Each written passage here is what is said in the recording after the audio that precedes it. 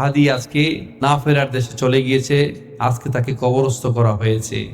এমন জীবন তুমি করিবে গঠন, মরিলে হাসিবে তুমি, কাঁদিবে ভুবন।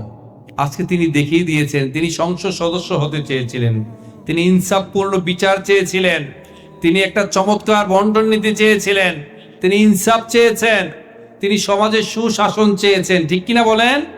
তিনি চেয়েছিলেন আমি সংসদ সদস্য হয়ে সুন্দর বিচার কার্য পরিচালনা করব। আজকে তিনি চেয়েছিলেন তিনি সংসদে যাবেন, কিন্তু দেখেন আল্লাহ তাআলার কি খেলা, বাংলাদেশের প্রায় সকল মানুষকে তিনি সংসদে নিয়ে ছেড়েছেন। আজকে আমরা তার জন্য কায় মনোবাক্যে দোয়া করি। প্রত্যেকটা কথা দেখে মানুষ আসলে কোনো মুমিন যদি হয়, ভালো মানুষ যদি হয়, মৃত্যুর আগের কয়েকদিনের কথাগুলো তার একেবারে ফলে যায়। দেখবেন প্রত্যেকটা কথা বলতেছেন না, তার ফলবে। অনেক বড় একজন ইমাম তিনি বলেছিলেন, তোমার জানাজা আর আমার জানাজাই পার্থক্য করে দিবে। আল্লাহ কে কাকে কতটুকু ভালোবাসেন, আল্লাহ কাকে কতটুকু ভালোবাসেন, শুধুমাত্র তোমার জানাজা আর আমার জানাজায় পার্থক্য করে দিবে। আজকে মানুষ দেখেছেন এরকম মানুষ আমি খুব কম সংখ্যক মানুষের জীবনেই দেখেছি। ভাই 150 বছর বেঁচে কি হবে? মানুষ যদি কয়েকদিন পরে আপনার কবরটাই ভুলে যায়। আবার তার বয়স 32 বছর, এই 32 বছর বয়সে সারা বিশ্বের মানুষ তাকে চিনে। গায়রত কি জিনিস দেখছেন? গায়রত কি জিনিস বুঝতে পেরেছেন? তার ওয়াইফ এখন পর্যন্ত ক্যামেরার সামনেই আসে নাই। এটার নামে হচ্ছে গায়রত। এটার নামে গায়রত। কোন স্ত্রীর নাম কি এটা অন্য পুরুষদের সামনেও কেউ বলে না, এটার নামে গায়রত। আল্লাহ তাকে জান্নাতের সর্বোচ্চ মাকাম দান করুন।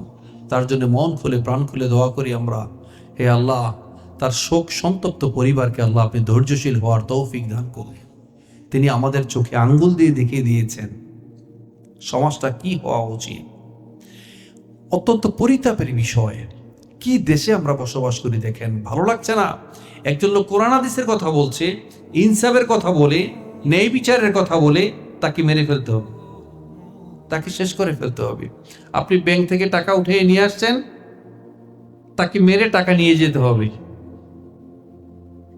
তাদেরকে আবার আমরা অনেকে সাপোর্ট করি, ঠিক না? আল্লাহ আমাদেরকে সহি বুঝ দান করুন।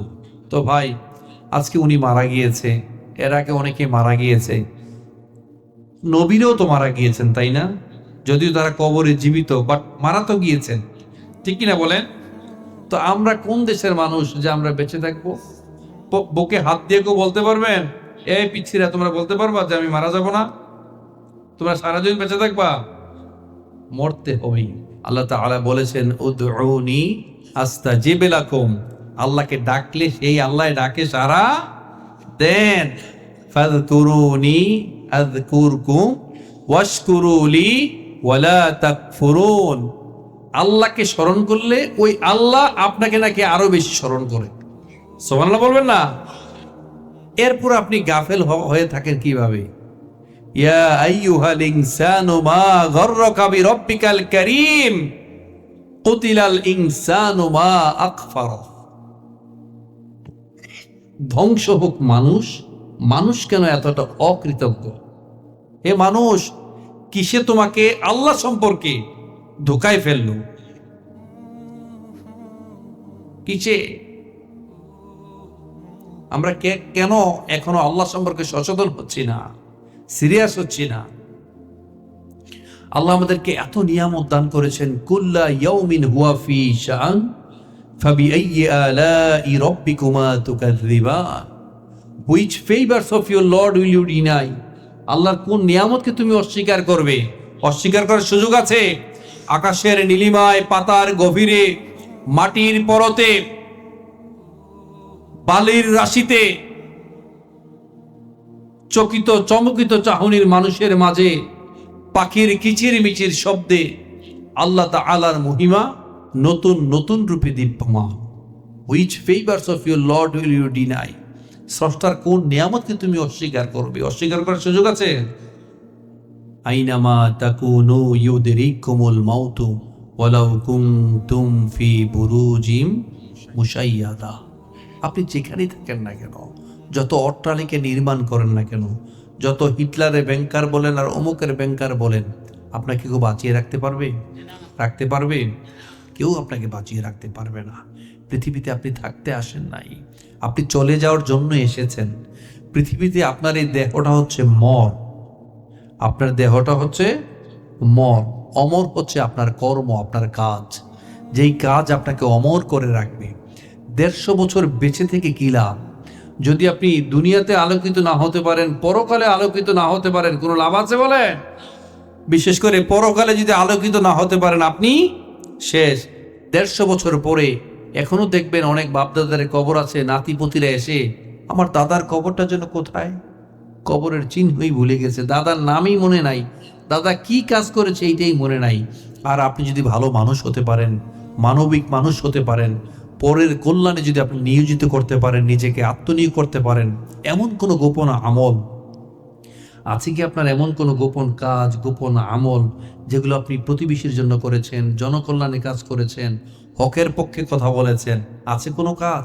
রবের সামনে দাঁড়াতে পারবেন, হে আল্লাহ, আমি তো আমার প্রতিবেশী অসুস্থ ছিল, গোপনে গিয়ে টাকা দিয়ে আসছি, আমার বোনের হক আমি মারি নাই, দিয়ে দিয়েছি, আমি আমার ওয়াইফের সাথে ভালো ব্যবহার করছি, বাবা মাকে খেদমত করেছি, সন্তানদেরকে দিনের পথে আমি সবসময় তাদেরকে তাগিদ দিয়েছি, কোরআন হাদিস তাদেরকে শিখিয়েছি, আলেম ওলামাদের সহবতে তাদেরকে রেখেছি।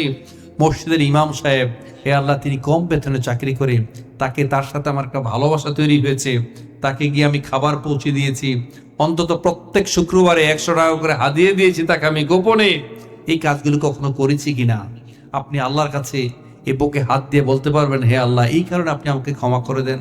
অথবা কোন একটা অসুস্থ মানুষ মুমূর্ষু অবস্থায় বিছানায় কাতরাচ্ছে, ছটফট করছে রক্তের জন্যে, আপনি তাকে 1 ব্যাগ রক্তদান করেছেন। আছে আপনার জীবনে?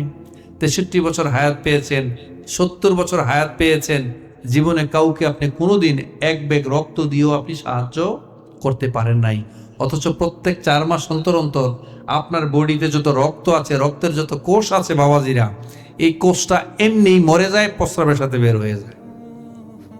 কিন্তু আপনি যদি কাজে লাগাতেন, এই 1 ব্যাগ রক্ত দিয়ে অন্তত একজন মানুষের জীবন রক্ষা করতে সাহায্য করতে পারতেন। আর যদি কোনো ল্যাবরেটরিতে গিয়ে রক্তটা দিতেন, এই 1 ব্যাগ রক্তের মাধ্যমে 4 জন মানুষের জীবনকে বাঁচানোর কাজে আপনি সহযোগিতা করতে পারতেন। আসলে ভাই, রক্তদান হচ্ছে সারা জীবনের সাদাকা।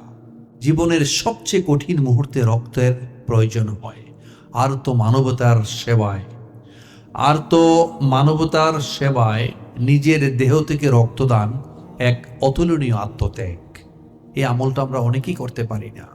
যাদের সুযোগ আছে রক্তের প্রয়োজন হলে রক্ত দিবেন।